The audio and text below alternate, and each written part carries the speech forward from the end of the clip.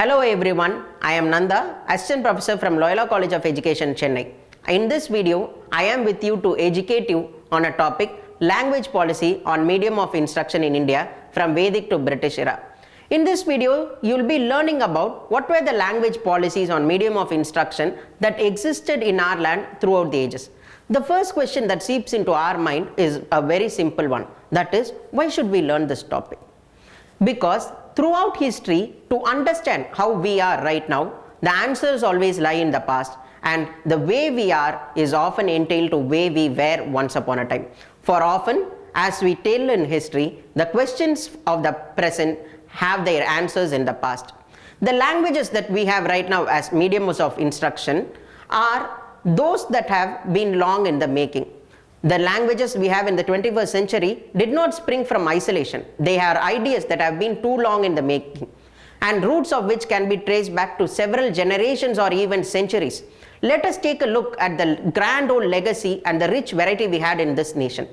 The wide old country of Bharat or India has been under the rule of many through the ages, and let us embark on a nice journey to look at how our language policy has been determined by those that have ruled us through the ages, and how far we have come and how we have come to be so. The first thing that we need to keep in our mind is a very simple one, that India is a country that is diverse in all of its aspects, and the first and foremost aspect would be the cultures of India, the traditions that we have, the customs that we have, and the knowledge that we encompass. And our language policy in each region has several variations and is scheduled differently. And for the sake of learning, we will take the majoritarian historical paradigm and we'll deal with the nation as a whole. And we will be beginning from the Vedic era to the time of Indian independence. During the time of Vedic era, as everyone knows, the medium of instruction was Sanskrit. And Sanskrit was primarily used because education at that time was focused on the learning of Vedas, Upanishads, Shastras, and these had their origins in Sanskrit literature. And this education system was something which was closed and did not allow the access to large groups of people. Especially, this was a closed system of education that focused on educating only the Brahmins. And though education was provided to Kshatriyas, Vaishyas, and some castes of the Shudras, their education was much more basic, which dealt with only the basic arithmetic, basic governance in the case of Kshatriyas, and in other castes only about a little bit about numerics and alphabets. Now, education in this way was denied to a majoritarian section of the people, which is around 80% of the populace at that particular point of time. Next, we have the arrival of a great legend, the leader who fought against caste and all forms of oppression at that time, Gautama Buddha. When Buddha came into being in India, he came up and saw the problems that were occurring because of the Brahminical system of education, caste, and several other issues. So Buddha did not want to use Sanskrit or any other mediums that were already in use. Buddha thought about that question and he came up with an idea wherein he wanted to focus on educating the common people, and for that he chose the common people's language, which was Pali. Pali was a language that was very famous during the time of Buddha, and Buddha used Pali as a language for his teachings. And later, all the students of Buddha who were his followers, who later became Buddhist monks, also used Pali as a medium of instruction in their schools. But the problem was, even though the Buddhist monks, under the guidance of Buddha and even after him, tried to use large scale of Pali education, they were not able to attract a huge amount of people to their education centers. Later, after several centuries, we have the arrival of the Mughals.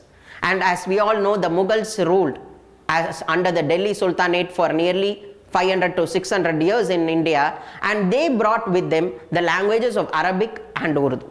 Even though the Mughals ruled India, they were not very strict in enforcing the learning of Arabic and Urdu by the common people. And though several of their languages in quote was mainly Persian, they did not insist on the learning of that as compulsory for majority of the sections of people. And during the time of Mughals, they tried to promote a little bit Urdu and Arabic. They set up several places of education called maktabs and madrasas in the mosques and outside the mosque around India. But the problem is, even though these mosques or maktabs and madrasas as they are called attracted several people, they failed to call in several sections of the people into them. Finally, after a long reign under the Mughals, we came under the control of the British East India Company and later under the control of the British Crown. It was during that time period of the British that our language policy finally came into shape. It was during the time of the British that several steps were taken and which took decades in the making actually to make English as the language of the subcontinent. The British were unable to comprehend an idea that a land could exist with so many diverse backgrounds, diverse languages. So they enforced strictly the ideas that English must be the medium of instruction, and they made it the compulsory language in the courts, in governance at higher levels, and for trade and commerce to happen. And this caused a huge debate in India at that particular point of time between two sections of people who were divided on their ideas. One section was called the Anglicists, other section was called the Orientalists. Now, Anglicists were people who were of the mind that English must be the only medium of instruction in the schools and colleges. But the Orientalists, on the other hand, some of whom are very famous, even like one of the most famous Orientalists at a later stage was Sir Raja Ram Mohan Roy. Raja Ram Mohan Roy and several other Orientalists like him had an idea that mother tongue should be the medium of instruction. But finally, the nail on the coffin to this debate was put forth by Lord Macaulay, who came forth and told that English will be the medium of instruction in India by his minutes on education. And this has existed throughout the ages till now. Even now in India, in several areas, the debate is going on. But I will leave the answer to you to find out which is the right medium of instruction or which is right, because both of them have good ideas in front of them. But the key idea to keep in our mind is that even right now, the medium of instructions that we have are not things that arose in isolation after the independence, but things which have been in the making for centuries. Thank you so much.